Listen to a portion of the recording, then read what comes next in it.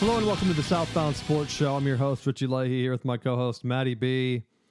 And we finally had some snow-covered football, which I always like to see. And now I'm kind of uncertain because I really don't want Patrick Mahomes to win 3 Super Bowls in a row. Not that I've been on the Patrick Mahomes fan bus or whatever the hell you want to call it.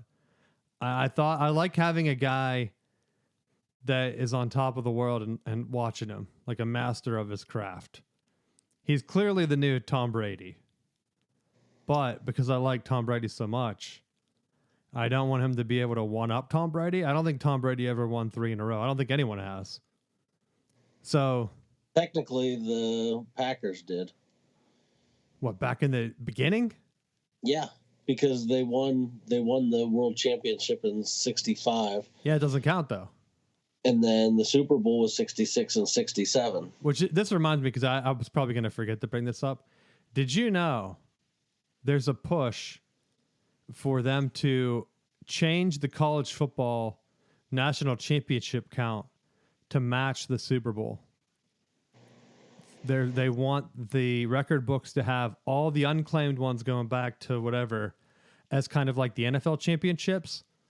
But for a standardization, I don't think they're going to include the BCS. It's been like debated, but they want to just start college football playoff year, whatever that first year was. Ohio State won 2014. So Florida State would be like the new Detroit Lions, dude. Winners of nothing except living in the past. Do you think that would happen?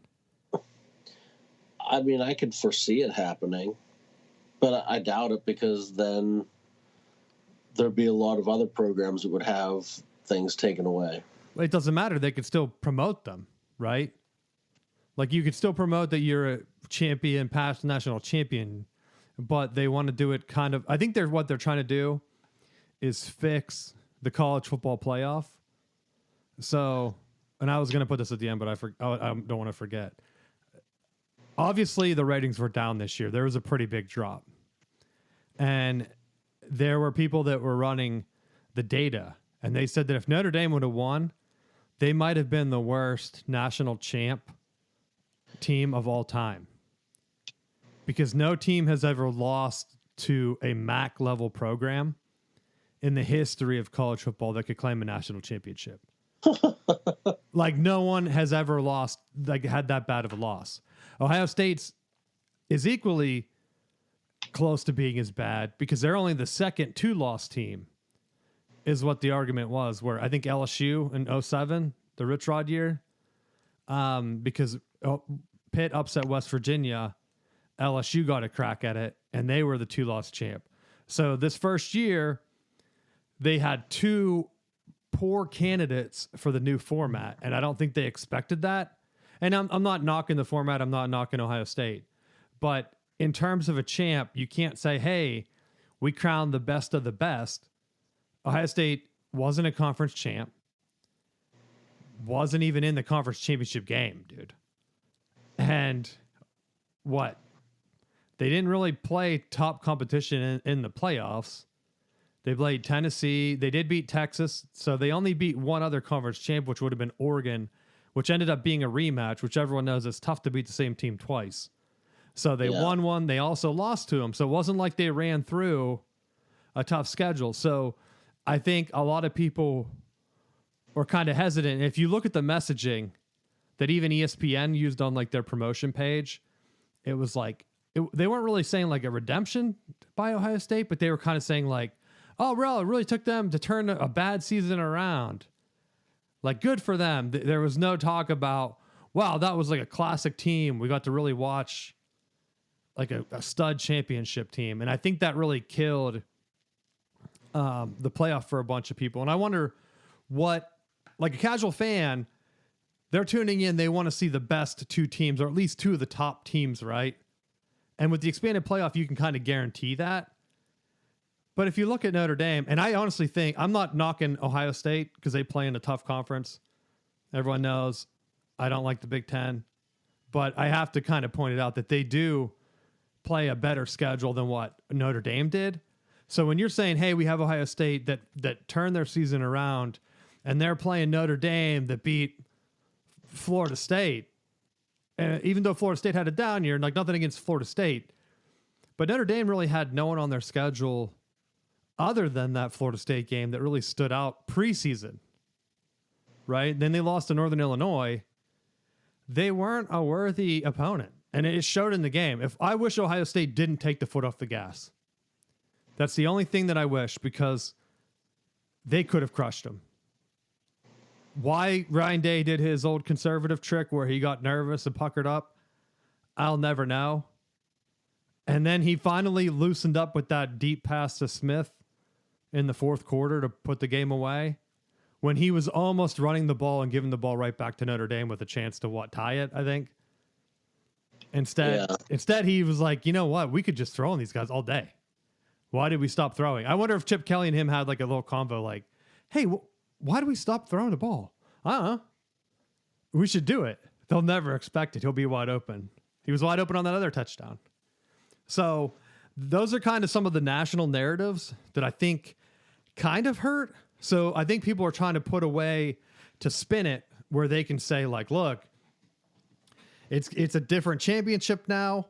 We're going to brand it as the college football. Obviously, they can't start this as year one because it's kind of ridiculous to have, hey, we only have one true champ, and it's this 2-loss Ohio State team that didn't win their conference or anything. They just got hot, you know? No one's going to claim them, but I think if they go back at least through the college football playoff, then you have a couple undefeated. Well, I think Clemson was undefeated, Michigan, Georgia, Alabama, LSU. You have a couple of like high undefeated seasons where those are really impressive teams that if you go back through the history, not a lot of teams have won 15 games, and you had a chance to like really showcase that as an undefeated team. Going back through all the years when just the media was picking, it's going to be something that they can really turn around. Now, what they call it, I don't know. They can't really say national champion because the other ones are national champions that have to call it, that have to give the name, like the playoff championship game, a name. Bowl champions, like it's going to be weird, I think, no matter what they come up with. They can't use like Super Bowl champion or like, I don't know. They need a guy to come in, or not just one guy. They need a team of people to come together, kind of like the basketball. That's what they want to avoid. College basketball right now, a lot of people just know the Final Four and they know the national championship, but I think for a lot of programs, getting to the Final Four is the reward. And honestly, like watching Notre Dame, every time they make it that far, they get killed or outclassed. Like they couldn't stop Ohio State running the ball. So if I was a gambling man, I do not think, and this is if Notre Dame stays independent and keeps playing the soft schedule they have right now, they'll never win a national championship in my lifetime. If they get there, just bet against them. They really lucked out that Georgia's quarterback got hurt, Beck, and they got to play a rookie that just didn't see a lot of time. And then they're lucky that their Penn State's defender fell down. If he didn't fall down, I think we would have saw a much better game, Penn State and Ohio State rematch. But because that guy fell down and then Penn State's QB threw an interception on the next play or the next drive, giving Notre Dame the game, like that cost the fans. And I wonder what the TV ratings will be. If I'm wrong and they're like through the roof, MLK Day, people are off, right? I'm sure that's why they lined it up that day. Otherwise, why would they? Why would they wait? Right? I mean, it definitely. I mean, I know there were people that were criticizing, saying, well, you have your national championship right in the middle of the NFL playoffs. But I mean, unless you go with a much earlier playoff system and have it wrap up before have it wrap up in December, there's not a perfect time that you're going to have to run into it. Like, I feel like it's the same argument that people make about the springlings of when should the UFL start? And there's people that say, well, you want to wait till it's later in the spring. But then there's people that are like, if you time it up with like the week after the Super Bowl, it's like the Super Bowl ends and then you have the next league coming in. That it doesn't give you time to really back away from it. Well, and I agree. They need to figure out the timing. I worry that actually I don't worry. Last week I shared some info that I had heard about there's probably going to be changes for the playoffs next year. The next day, ESPN ran an article about how there wasn't enough time to implement changes. So people that I was hearing from obviously had inside information, because then this past couple days, they said that, hey, they might be able to make changes next year. I think there's so much pushback that people that I know that are working in athletics, right? They know that there's a lot of backlash about this format. James Franklin came out, he called out Notre Dame's independence, saying like, look, even though they ended up beating Penn State because that guy fell down, Notre Dame wasn't prepared to take on Ohio State. They just weren't. Their D line looked so small out there that as soon as the game started, and Notre Dame took everything they had to score on that opening drive, and I thought, man, it would take an absolute miracle for this to continue. And Ohio State just scored the next drive, and it was over. Notre Dame was never really close after that. Yeah, they came back, but just to put in perspective, they would have had to have 3 touchdowns, 3 2-point conversions, and then when Ohio State kicked a field goal, they would have also had to have field goal. Like Ohio State, they forced a fumble. They had everything go right. And then their guy dunked the field goal, which would have canceled out Ohio State's field goal. They still would have had to score another touchdown and get a 2-point conversion just to tie. They were never within a score of taking the lead. So it would have been insane for them to come back. It would have been one of the greatest comeback upsets of all time. Bigger than the Miracle on Ice. They were down. It would have been bigger than that Patriots Super Bowl where they beat the Falcons down, whatever. Like, that was such an improbable comeback that even the fact that they got it within 10 at the end or whatever it was, I think it would end up being 11. Like, that was insane. But if the ratings held and they delivered great ratings, because those are 2 of the top programs fan base wise in the country. Like, this is the use case. If ratings are bad, there's going to be red flags everywhere. Because, like I said, a lot of the pure common fans, they're looking at 2 teams that you can't really say, hey, we're trying to find the 2 best teams. When the college football playoff came out, every year they kept talking about, well, we're looking for the 4 best teams, right? We didn't include Florida State because we needed the 4 best teams. Florida State, their quarterback got hurt. They weren't one of the best teams. This year, those weren't the 2 best teams playing. Like, I think anyone watching that knew. Yeah, and that's why. So the new thing that they're pitching that they could implement for next year is maybe a reseeding, where they keep it 12 teams, and ESPN's kind of been against it. And this goes back to the timing thing you brought up. ESPN right now owns it. I don't think they want extra games, because if you remember, they have the NFL conflict. That for opening round of playoffs, they were showing games on HBO or whatever, TNT. Because ESPN couldn't have it, even though ESPN paid. They had to then sell their rights to TNT or whatever. So if college football adds another round, and let's say they want to own MLK Day, because I don't think the NFL ever plays on MLK Day. So it is kind of perfect if they eventually plan on going to like 24 like FCS, which at this point, the first year you don't have 2 of the best teams. Why not? Why not just expand it to 24 and include everybody? Create a national championship like name, like a Super Bowl type thing, and then just start fresh. Like, I'm on board at this point. I'm cool with it. It's insane to me that Ohio State fans are still having meltdowns about the Michigan game. Did you see that? Like, they're on their championship shirts, they printed the score, but they wouldn't name Michigan. They had that team up north on them. And it had, they didn't put the WL. So they clearly made a change, because on the football, there's a big L where the Michigan game is. And it's noticeable that the football that they were hawking, like, you can remember, like, have this memorable season. I don't think people want to remember that. They keep talking about how, Michigan fans are obsessed with that one game. It's like, no, you're pretending like Michigan hasn't won. Michigan just had a 15-0 championship season last year, and they beat Ohio State 4 years in a row. Like, I don't wake up thinking about Ohio State at all during our championship run, right? It was more like, all right, we got to beat Bama, beat Washington. Like, the entire thing, they mentioned, someone did a counter. I think Herbstreit and Fowler mentioned Michigan 200 times in the game yesterday.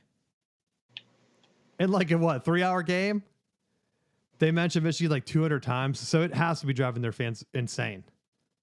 Right? Because they kept saying about, they really turned it on after that Michigan game. They will really look really bad at Michigan. So that's the new system, though. I've been on board. I've said it. Hey, it was a couple years ago where Michigan and Ohio State both got into playoffs. Michigan beat them in the regular season. And I said, I wouldn't care. I'd rather lose the regular season and win the national championship. That's what Ohio State did. And Big Ten got it back-to-back years, dude. First time in my lifetime, I think, the Big Ten has won back-to-back national championships. It's not a coincidence that it happened right after NIL kicked in. That's the one thing that could equalize it for Notre Dame. But they knew they were going to get killed.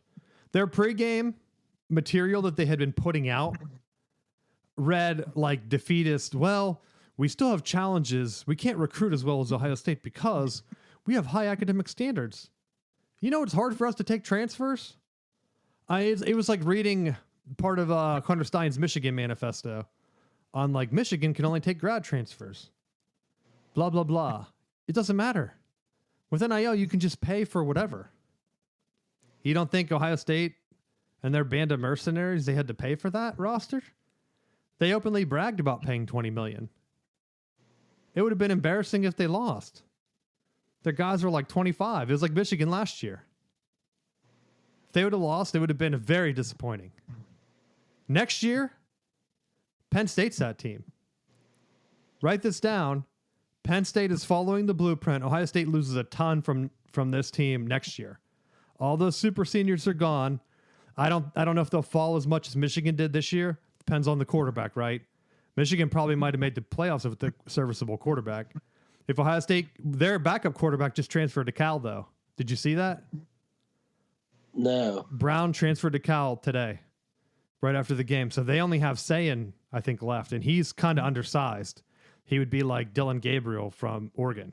Not to say that he can't win at a smaller size or like Kyler Murray at best, right? So it's kind of late for them. MLK is way past the transfer portal. So Ohio State either has to ride with Sayin, wait until after spring football and get another transfer in, hope that another coach is fired, right? And there actually might be turmoil because I don't know if you saw this. There's been a lot of smoke about Ryan Day having to hire private security for his own family after the after the Michigan loss. That he supposedly been very interested in jumping to the NFL.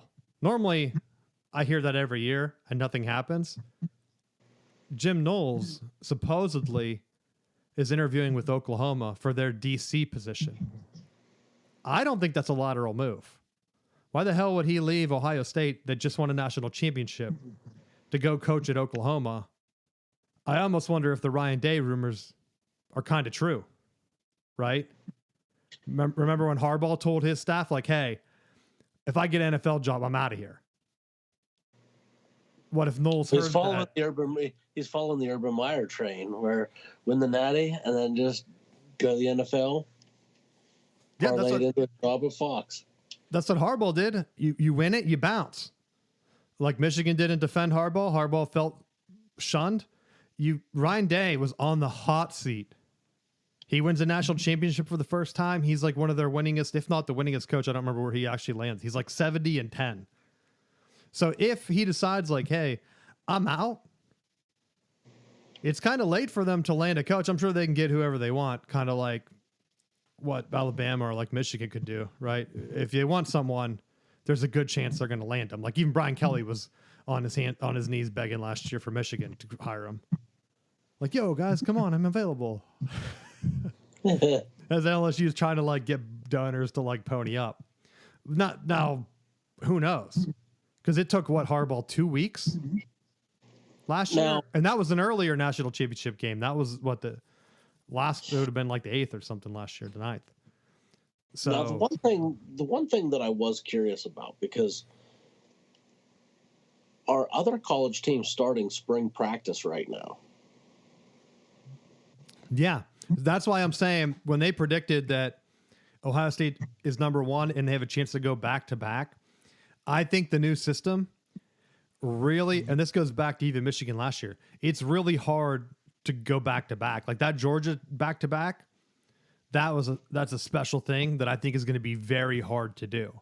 Even like Clemson and Alabama, when they went back to back to back and they were fighting each other in the new NIL system, I don't think that's going to happen. You would almost have to hope that, 'cause that's like essentially these guys right now, Notre Dame and Ohio State just go right back, and then they're starting spring, like they're not even missing a beat. Well, last year Harbaugh gave our guys 2 weeks off as he was interviewing for NFL, right? And I'm not saying that was why they started the season slow. Obviously, it was due to people leaving, but I'm sure Ryan Day is telling his guys, like, you get a couple weeks off. We just won the championship. But everything, they're going to be behind practices. They're going to be behind, like I said, transfer portal. They're gone. They had guys waiting that are now just leaving. Like, that cycle's kind of over. People are already filled in. That's all. Like, even guys that were reportedly interested in Michigan quarterback last year, they still had to wait for JJ. Now, Ohio State, I think Will Howard's out of eligibility, so he's gone no matter what. So maybe they could get a guy that they've been sitting on waiting for the championship to go. But hey, maybe they didn't know Brown was leaving. Right? You don't know if a guy's going to stay or not till last minute. And for him to just go to like Cal is kind of out of left field. But who knows? Maybe he wasn't the guy. I mean, they had a couple of like 5-star guys waiting in the wings. You have Smith to throw to. I think a lot of the other weapons are on the offense are gone. I think they said only 5 guys on offense and 1 guy on defense is coming back. So they're going to pretty much have a new team that didn't even win the Big Ten last year. Now, I don't know how many people we're going to have coming back, but we'll see. It's definitely going to be a new thing. I think if the NCAA keeps this schedule, because I'm wanting to see a faster, like go back to the old championship time and don't give as many weeks off. If they do the reseeding, which is the current rumor. So this year, the way it would have worked is all 4 teams that had a bye, because Boise State was like the 12th seed or whatever. And then Arizona State might have been the 12th and Boise was whatever. They would have actually played the other teams with the bye. So the reseed would have had Texas and Ohio State play round 2. Penn State and Notre Dame play round 2. Oregon would have got to play Arizona State, and then Boise would have played, what other team had a bye? Georgia? Which it would have worked out because then the teams that had the extra layoff would have been playing teams with an extra layoff too. But if there weren't as many upsets in that first round, it might not have worked out like that. So you don't know if that's going to solve all the problems or not. But I think this year it would have solved the problem. Oregon wouldn't have been so rusty coming out, right? I mean, they made some poor coaching mistakes, but we would have got to see those earlier games like Penn State and Notre Dame way earlier in the playoff cycle where everyone was getting blown out, that I think it would have made for a better playoff. And it might not have changed anything. Ohio State still could have played the same teams. They still could have got Oregon the next round, depending on what the reseeding is and everything. Boom. Same exact teams could have met in the national championship. It might not have changed anything, but I think it would have changed the perception of the playoffs because you wouldn't have had blowouts like that Penn State Notre Dame game. Instead, coming back down to that interception at the end, that would have been early in December. I think it would have helped build the hype for the remaining games. Because you imagine Ohio State, Texas, where they had that fumble return for a touchdown. That's now before Christmas. So then people are hyped up for the New Year's Day games. Those have been blowouts in the past couple years anyway, except for like the Michigan-Alabama game last year that was basically the de facto national championship. And I think Georgia, Ohio State the year before, that was also the de facto national championship before Georgia killed TCU. So I don't know. I kind of like the format. I like more football. I think having a big time quarterback that Michigan has in the NIL stuff definitely has made things on equal footing between the Big Ten and the SEC, and that's very clear to see. Every SEC fan I talk to, they seem to hate it, and it's very clear why. Well, I think at this point, where you're going to start to see things more mainstream is that I think you're going to start to see college go the route of the NFL. And with the NFL, when you look at the teams that are still playing right now, they're having competent quarterback play. Like you're not just going to be able, in decades past in college, you could get away with a below average quarterback, and with some of the more run heavy schemes, you could get away with it. And I feel like with college now taking more of that NFL track, you're able to bring in different caliber quarterbacks. And I think that it's just going to lead to, if you don't have one of those top tier guys, you're at a complete disadvantage. And I mean, it's almost like the way the playoffs went last week, where your better quarterbacks just mowed right through the lesser competition. I know, and that's why I think Michigan throws $10 million at Underwood or whatever. If that pays off, you could be looking at another national championship. Very easy. It's very easy to think that, right? I mean, look at the playoffs this year. The teams with the upper class quarterbacks were the ones that stayed alive.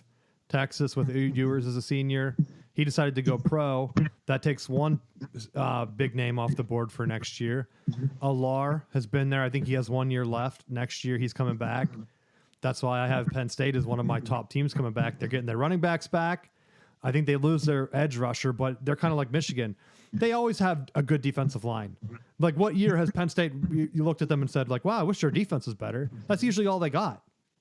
So I have no problem with them, like, envisioning them reloading on defense. If you get Alar not turning the ball over, they could very easily win the national championship next year, and you could have 3 different Big Ten teams go out.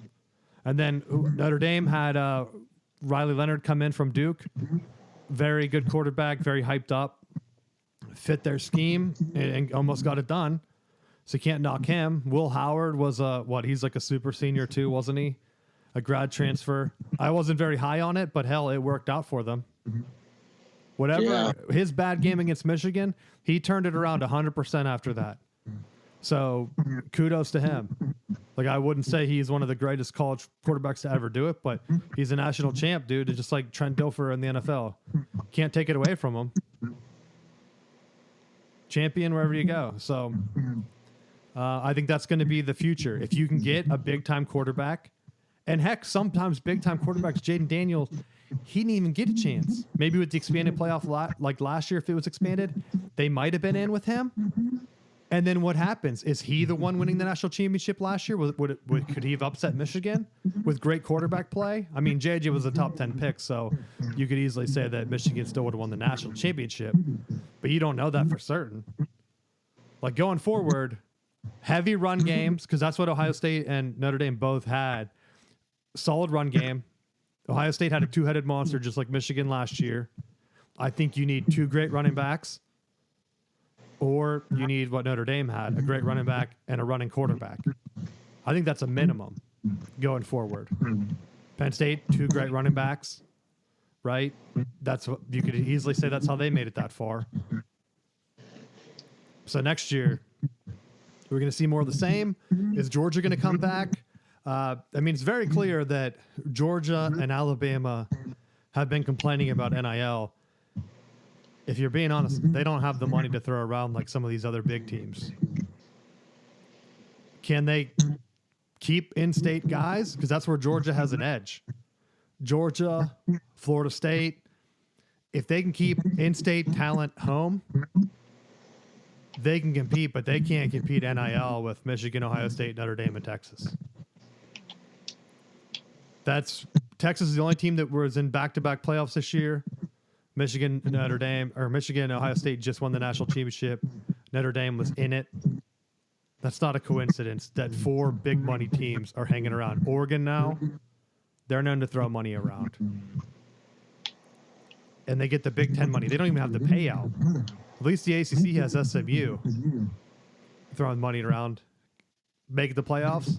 Check. Did you see ACC might do the Big Ten showcase thing from COVID?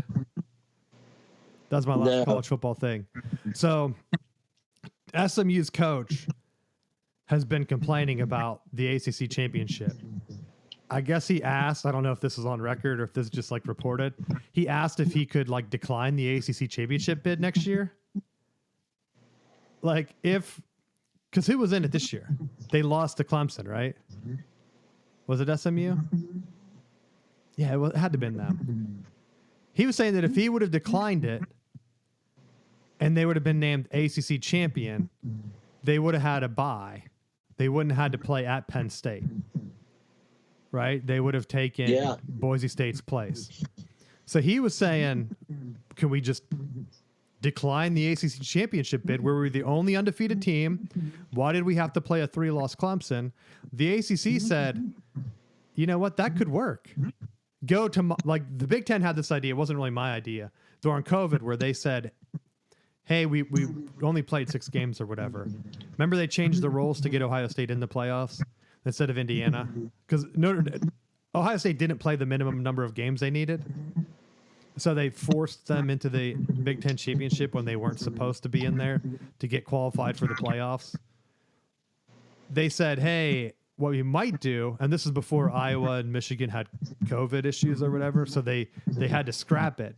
But their idea was to add 1 extra week onto the season, have an extra showcase game where all your top teams play. The ACC said, what if you have the number 1 team sit out, which I haven't even considered, right? I guess it's more SMU's idea. You have your number 1 team, they're the conference champ, so they don't have to play in the conference championship showcase. They're already in the playoffs. So they get rewarded. Since they don't have to play, you can move the playoffs up a week, right? Because the conference championships already get a bye.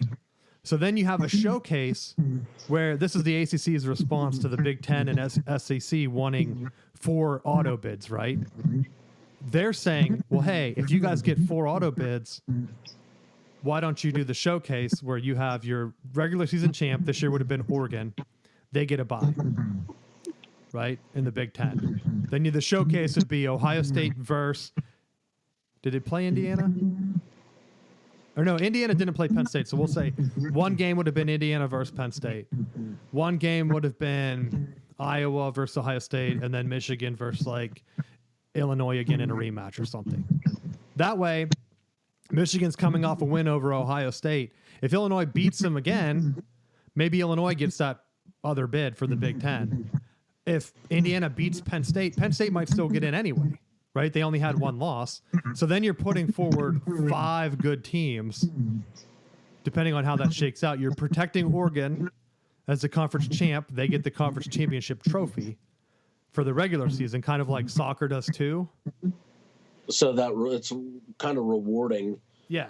You get rewarded for the regular season. You get an extra week of rest, 2 weeks of rest. So you'd basically have 2 weeks to prepare for the bye week playoff game.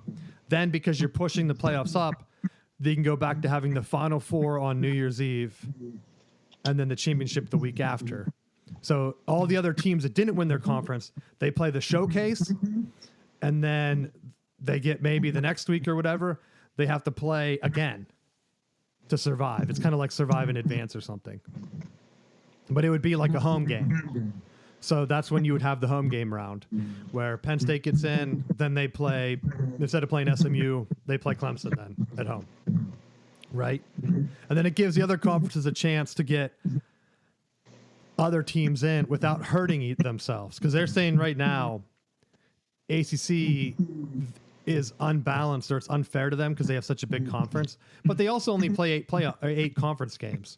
So the Big Ten has kind of come back, and this behind James Franklin, give him credit, where he's saying, like, look, we don't even want to discuss this crap until you guys play a 9-game schedule. So and the Big 12 already does. So if the ACC goes to a 9-game schedule and they do the showcase, I'm all for them getting 2 or 3 teams in. Heck, if Miami would have had a chance to beat Clemson, maybe Miami would have been in. Maybe Miami would have won a playoff game. We don't really know. I don't think they played Clemson during the regular season, did they? And of course, this is SMU's coach spitballing this. But it really gives some teams, because like right now, if you're a fan of, say, Pitt, the only chance of Pitt getting in the playoffs is if they go undefeated or win the ACC and get the auto bid. If we're being honest. Wasn't it a couple years ago they got left out as the ACC champ with like one loss? Or was that Wake Forest? Yeah. Like it was one of them. They weren't even considered. They were just like, great season for Pitt. Well, and that's always been one of the knocks, and that's why I've been trying to advocate for Florida State to get out of the ACC, is that if Michigan were to lose to Indiana, or take your Michigan State or whoever, and they lose to them, if they're ranked within the top 10 and they lose to one of those teams, they'll fall from 10 to 13, 14. Like they'll take a tumble, but it won't be like off the map. If Pitt were to lose to SMU, they fall out of the top 25 altogether. And it's like that fall is just so dry. Like even Alabama, they don't fall out of the top 10 until they have at least 3 SEC losses. And like Notre Dame was a playoff caliber team. How did they not completely fall out of the top 25 altogether, losing to Northern Illinois? I think they did drop a ton, but they don't play anybody. So when you're looking at 11-1 team, but even if you're staying within the parameter of the top 25, like if you lose to Northern Illinois, and not knocking Northern Illinois right now, but when you lose to them, that's your season. Like you can't say that that's a quality loss and that you still have a leg to stand. Like you're essentially mailing in, not that you want to mail in your season or penalize it for it, but how do you justify that? And then I can say that in hindsight now, because you look at what the national championship game was. For as much as they want this primetime matchup, it was a beatdown by all accounts. And that's where I think the way the conference expansion's going, I think, was it Northern Illinois? One of those teams did join the Mountain West, right?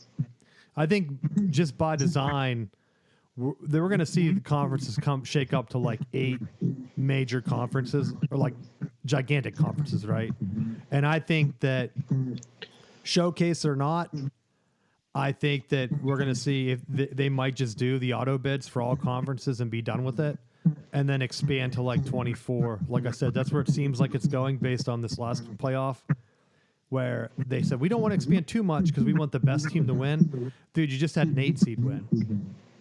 You couldn't, and they're playing a 7 seed that people joked about, like, well, Notre Dame didn't win their conference, but dude, they're losing to a MAC school. So you can't tell me that the MAC doesn't deserve an auto bid. That they weren't even, Northern Illinois wasn't even the MAC champ and beat Notre Dame. So how do you know they wouldn't have beat them in the playoffs? You don't know. So I think what will probably end up happening is the smaller conferences like Conference USA, they're going to just eventually match the size of the ACC, and just on terms like just the number of teams, there's only like 120 teams. So if you get 6 20-team conferences, that's whatever. How many teams is that?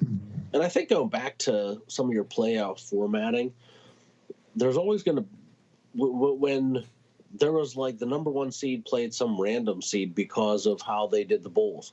It was like, well, you're getting an unfair national champion, because you're not playing the top 2 teams.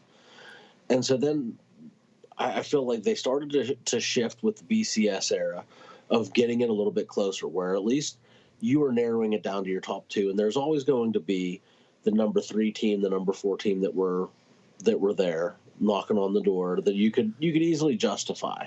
I feel like with the expanded format of the top 4, I felt like you're still relatively within striking distance. I felt like there was still one team, obviously the Florida State snub, that was the outlier, but for the most part, I felt like it gave you a somewhat consistent standing of this is what the criteria is that we're meeting, so that you can identify what is a playoff caliber team. And with the expanded format that you have now, I think there's, to get yourself into the door, if you're a conference champ, that's a fast pass in. Like there shouldn't be any discussion of strength of schedule, strength of conference. If you won your conference, that should be one of those things to get you in right off the bat. And I mean, the team that I look at with it right now is Arizona State. Like, there weren't many people that were saying that were high on them, but I mean, they played well and deservingly in the playoffs. I think you have to reward those teams, and it validates what you do in the regular season, because the teams that were right on the cusp, the Ole Miss, Miami, some of those teams that they had the potential to get their foot in the door and just missed it, was like, you can easily point to win your conference, win more of your conference slate, don't be a 3-4 loss team, and you make that justification a little bit easier to get yourself in. Regardless of what the seeding is, part of that has to be what you're doing in the regular season. So I don't have any major issue with it at this point. You know, I think when you have the Coastal Carolinas, the Liberties, if they're winning and they're undefeated, or they have one loss, and you're keeping them out because of those kinds of things, I have a problem with that, because I feel like you're devaluing some of these teams and having a tiered system. That if you're going to have that, then just go ahead and have the soccer style regulation, FBS, FCS, and treat it that way. That's why I'm wondering if they really try to push it at 12, I think they're going to try to go to 16 to get rid of that bye advantage. But I could very easily say, or see them saying like, hey, Conference USA and MAC, you guys start your conference 1 week early, that week 0. And when we're having our conference showcase, your champs play each other as the play-in game, just like college basketball, right? They throw it on that random Tuesday, and then that's who's going to play the number 1 seed.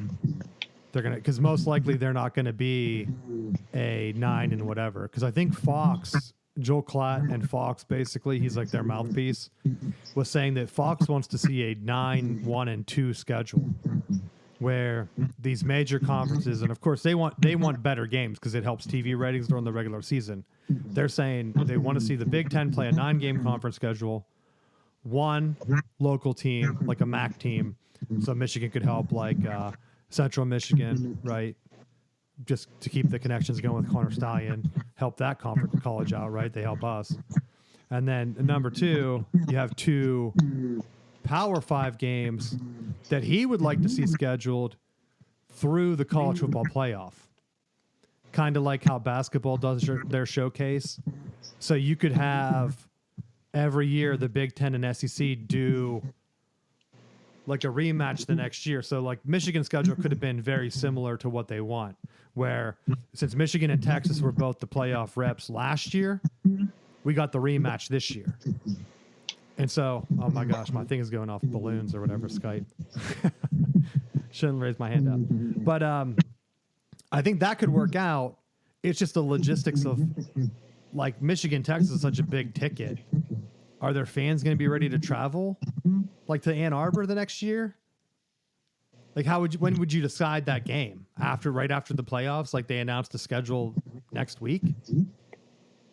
Hell, that could be an ESPN special show where they do the crossovers, and then you have Big Ten, SEC do a crossover every year, and then you rotate between the Big 12 and the ACC the other year. So odd years, the Big Ten plays the Big 12. Even years, the Big Ten plays the ACC. And they do the same thing. They kind of slot it up and down. I don't think they want to slot it up and down for both conferences, though, because that would kind of be unfair to like the Michigans and Ohio States or Penn States, whatever, where every year they're playing the top teams from each conference. So I don't know how that would work out, but I think that's kind of where, if they want the regular season to matter, that could kind of be it. And then I could see them saying that if they want the regular season to matter, that whatever the tiebreakers they decide, that team, they don't have divisions anyway. So like this year would have been Oregon. They get the auto bid, like I said. Everyone else has to do a showcase. The Big Ten wants 4 teams in the playoffs. They have 3 games that next weekend where the 2 seed Penn State, they get the advantage of playing the sixth best team, and the winner gets an auto bid. You're saying about, I was just thinking of this too, with exempting your number 1 seeds within your conference. Why not just do, because this is the slobber fest that I think Fox and ESPN would want anyhow, as far as battling over ratings, is to just take the number 2 from the Big Ten and partner it up with the number 2 from the SEC, and just do that number 2 ACC with the number 2 of the Big 12, where you're just matching up like in the same season for the playoffs. You're saying as like a play-in showcase. I'm saying as that play-in. I think that would be kind of unfair. I think they'd have to slant it where the number 2 from the Big Ten plays number 6 in the SEC or whatever, the 4. Like if they're doing the top 4 teams automatically get in, I think you would have to do opposites. Because if you did that, like the top, if you have those Power 4, then you're saying the number 1 of the Big 12, the ACC, the Big 10, and the SEC. If you go right down the list, then you're going to get the same thing you had this year, where you're like, hey, Penn State, congrats, you finished number 2. You guys get to play Texas. Ohio State was number 4. They get to play Tennessee. Like, that's very unfair. And that's exactly what we saw this year. Now, obviously, Penn State lucked out too, but Tennessee was no match for Ohio State. And I think that would have been the 4-4 matchup. I think what should have happened is Ohio State, since they finished 4, they should have got Texas first. Penn State could have then played Tennessee if they were doing a showcase that way. That way you're rewarded for finishing better. But again, it might not matter. Like if the most talented team slips up twice and they're the 4 seed, it's not going to matter. They're going to do whatever. That's why I think if they keep it in the conference, though, you're giving teams that wouldn't have a chance in these mega conferences a better shot. Because, like, in your case, let's say Florida State joins the Big Ten. They're going to be at a disadvantage right away, money-wise, because these other schools have had, 3 or 4 years now with NIL and higher paid TV money. They're going to be like in the case of Washington. Washington ended up 7-5. They're like around Michigan. I don't know what the standings were, but like let's say they would have had a second shot at Penn State as that showcase game, where Penn State finished 2, Washington was 6. If the Big Ten sets it up where they say the winners of our showcase are our playoff teams, Washington has a good chance to make the playoffs, even though they might not have as much talent as Penn State. All they have to do is go into Beaver Stadium and win that one game, and they're in. I mean, you could look. What if this year, or like last year, Florida State was undefeated or whatever? All they would have to do is like maybe beat the Indiana this year, like an upstart team, and they're in the playoff, and they don't have to worry about it. Where the ACC is looking at it from, we want to be the at-large. But I've been hearing that they're trying to do 4 from the Big Ten, 4 from the SEC, 2 from the Big 12, 2 from the ACC, which would be 12 teams, right? And then the other ones would be the at-large, smaller conference teams. Where if they do a play-in, you get 1 from each small conference, and then you leave a little bit of sliver room for Notre Dame. But they're really trying to get Notre Dame to join a conference. I think that's why the SEC commissioner came out in their defense. I think the SEC is like really trying to get them to join the SEC. They need another big money school, though. I don't know if Notre Dame joining would get them on the money level of the Big Ten, but if Notre Dame joins the Big Ten, the money race is over. The SEC is done. That's not an opinion. That's fact. But I know we'll see. We'll find out in the next couple of weeks. Anything else you want to hit on college? Because I want to talk about NFL a little bit before we wrap up. No, I think that's about it. So the NFL came down to basically, I hinted earlier before I got distracted with the college football stuff I wanted to talk about. I wanted the best AFC team to beat Mahomes. Mahomes came out, they beat the Texans. The Texans had a chance to win that game, if we're being honest, right? They had a chance. I think they just had too many injuries. Nico Collins can't do it himself. They didn't have Diggs, they didn't have Tank Dell, and it showed. So then we go to the Baltimore game. I honestly thought with Derrick Henry, Baltimore looked like they had the better shot against the Chiefs. And Mark Andrews blew the game. On the last 2 drives, he fumbled it on the 46-yard line going into field goal range. Would have been a first down, I believe. He fumbled the ball, gave it away. The very next drive, they scored the game touchdown to tie it. They go for 2. He's wide open. He drops it. So if you told me that he had money on the game for the Bills, I would not be surprised. I mean, I think he's going to have nightmares for the rest of his life. He hasn't won anything in the NFL, right? So he's been a great fantasy tight end. He was like, what, the highest scoring tight end a couple years ago in fantasy? If I remember correctly. People are going to remember him for blowing the Bills game. If the Bills win the Super Bowl, Andrews has to live with being the guy that fumbled and then dropped the 2-point conversion when it looked like the Ravens were going to win that game. Sad. I'm not discounting the Bills. I think the Bills beat the Chiefs during the regular season. It's hard to beat the same team twice, especially when that team has Patrick Mahomes. And they have to do it on the road because they're the 2 seed. That was a big thing when the Bills had their defensive, their defensive issues a few weeks when they were losing. Cost them the Super Bowl, I think. I'm picking the Chiefs. I think the Chiefs go back to the Super Bowl. What do you have in the AFC? I'm ready to get hurt again. Bills Mafia. If you want to be hurt by the Bills, I think we're going to get Washington winning the NFC. I wouldn't be surprised if Washington won the Super Bowl over the Bills with the rookie quarterback. That would be the most Buffalo playoff That would be a thing. Buffalo thing. That would be the most crazy thing where Washington comes in, Daniels hits it up.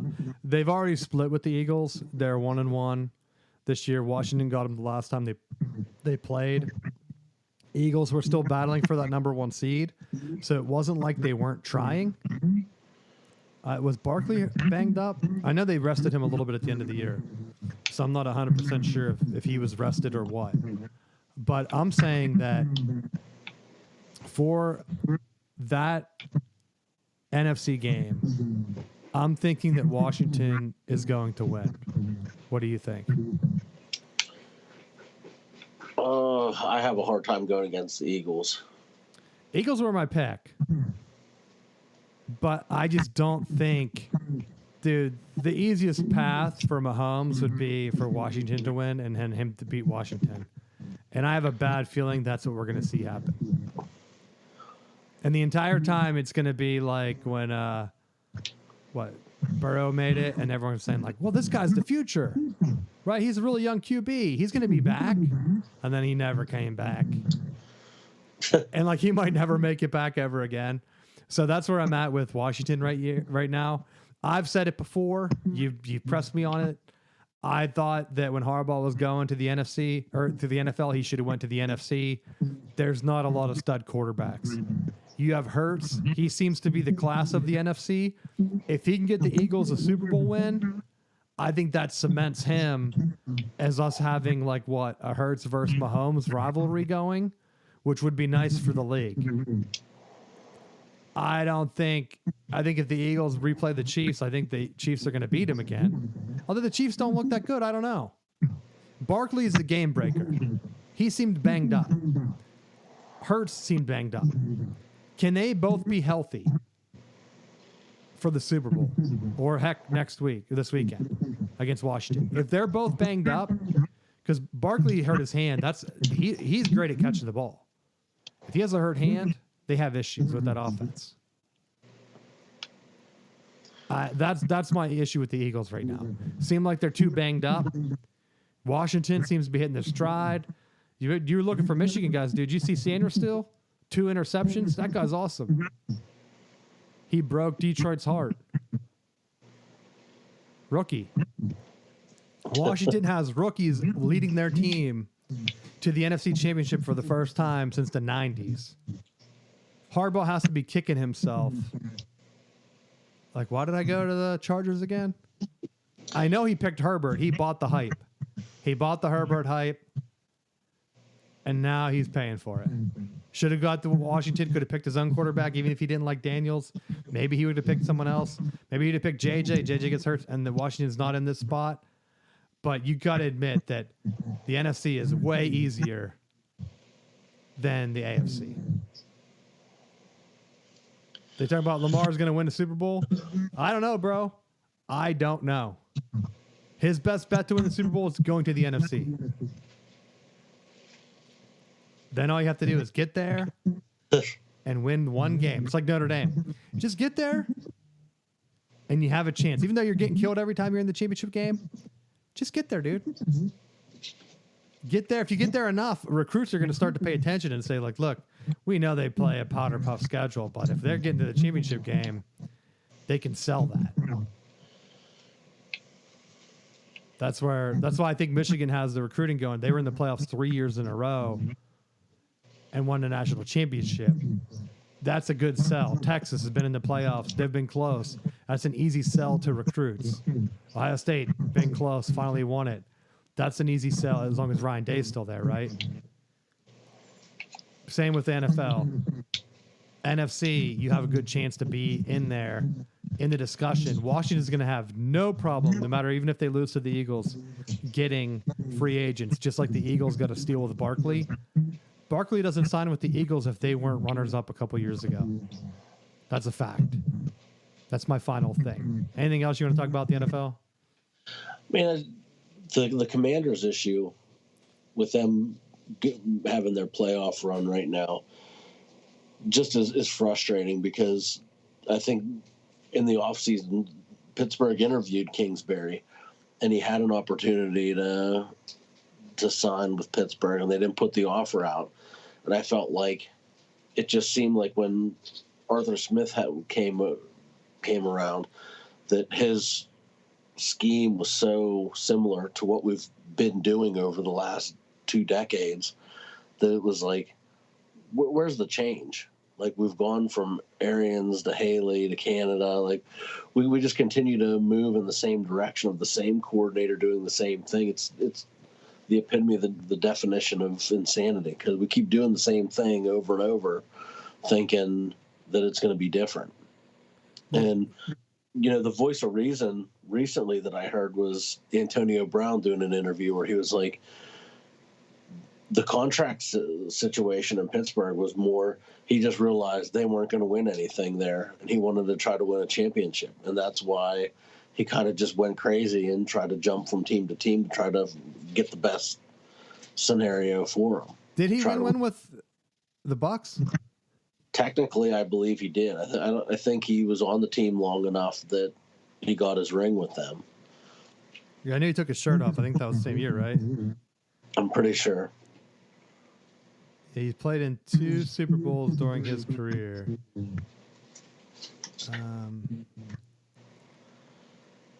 Oh, no, he won it. He played. He had a catch in that game. Where was this? Why didn't the NFL thing help him out? It says that Antonio Brown in the Super Bowl against the Chiefs had 5 receptions for 22 yards, including the 3rd touchdown of the game. So he got his ring. Yeah. And so, hey, I don't blame him. But to my point, or I was going to interrupt you, but do you think that it's Tomlin? Like, Tomlin, 100%. he has to have the... It's like going back to like when I watched Jim Harbaugh, people were saying, Chargers fans were saying that he should fire his guy again, OC, that he always has. But it's like, it doesn't matter who he had at Michigan, it's running the same offense. Like, do you think if Kingsbury went there, they were going to change the offense up, or that's just Tomlin? I'm certain it was Tomlin, and that's probably why he ended up not signing. Oh yeah, that's what I'm pretty sure is the thing is, and Because I don't know they're how you like, get away with that. you're going to run this same offense that we had years ago with Ken Wisenhunt. Well, the Bears tried trading for him. The Bears ended up getting Ben Johnson from Detroit. If Steelers would have traded Tomlin to the Bears, right? I think it was the Bears that inquired about him. And then they would have signed Ben Johnson. You could have got your wish of a different offense and seen how Tomlin did it with the Bears. Well, the standard would have been the standard. Because now if the Bears come out and they get to a Super Bowl before the Steelers, then you have the real gripe. Right? Because all things considered, it would have been an easy swap. The Steelers could have did the exact same thing. If the Bears got him, Steelers could have had him as coach. But do you realize, like, to trade Tomlin to the Bears, like, that's such a Las Vegas Raiders move. The Steelers would make or the Bears would make? Like, just, there's no way Pittsburgh would have pulled the trigger on that. Like, they're, and I don't. Do you want to win, Matt, or do you want to just stay 500? But what Pittsburgh has shown is that they're just going to continue to ride the same coach until they decide to quit.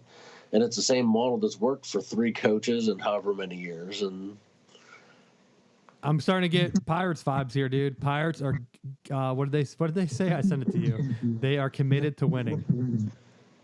yeah, but how many teams in the NFL would die to just make the playoffs?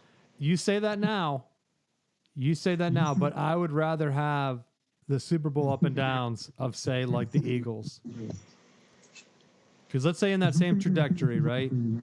Eagles win a Super Bowl the past decade. They've had some rough years. They have a chance to win a second one. They lost it. They have a chance again. Would you rather have that or hell, even the 49ers? Same thing. Up and down, even a little bit before that when they had Harbaugh. Close, losing. Steelers are just losing, right, dude? They're just like on a path where you can tune in. 50-50 chance they win during the regular season, 100% chance they lose during the playoffs. Like, you can't even be pumped up and say, like, this is the year we got it. It's always like, wow, we're really playing a team that's overmatching us. Even Tim Tebow beat them, dude. Does Tim Tebow have more playoff wins than the Steelers do over the past whatever many years? Has to, right? Yeah. He was the guy that beat him. So that's where I'm at with it. I would rather have the ups and downs of, like, hey, maybe it's your year. Some years, like, it's not. I don't know. I feel like Eagles fans aren't going to be. I mean, you could also be the Jets. All hype, making moves, you're getting close, firing coaches. At some point, you're firing too many coaches. Like the Cowboys with McCarthy, keeping him around. Then the Bears were kind of interested, and then they weren't. I wonder where he will land. Like I said, I wonder if a team will take a chance on, like, a Ryan Day, or are all the teams filled now? I don't know. Because there were, 6 openings? What are we down to? The Bengals have an opening now, I think? Or no, that was just for DC. Or did they fire their coach? I don't think so. I don't think so either. So the Bears were the ones that were considering Ryan Day. They hired Ben Johnson, so I don't know if he has a landing spot. But, like, what if Ryan Day just said, hey, I'm going to go to Alabama next year after they fire their guy? He could be the next whatever. That'd be the win-win for Alabama. So who's available? We still have... They're still trying to get Aaron Glenn out of there. They have Patriots got Vrabel. Cowboys job opened up. The Bears, the Jets. I mean, like, I think Ryan Day would be insane to go to the Jets. But what if he took the Cowboys job? Right? I mean, that's kind of what they want, a guy that wins. He's good with young quarterbacks. The Cowboys have Dak. He's not that old. I don't know. They're saying Kellen Moore has some buzz, but I don't know about that. When you have the Raiders didn't hire anyone, did they? No. Jaguars, they can't hire 2 Ohio State coaches in a row. They could. I mean, it really wouldn't be in a row, but that would be funny. Dude, what if he went to the Jaguars and had a better NFL career than Urban Meyer? Would that be enough? What if he went there and then did the exact same thing as Urban Meyer and got fired? Kick the kicker? That'd be very specific for him to do. Just this is what we do at Ohio State. He's like hanging out at the bar. There's videos of him like groping girls. That would be insane if the same exact like thing played out and then he's on Fox.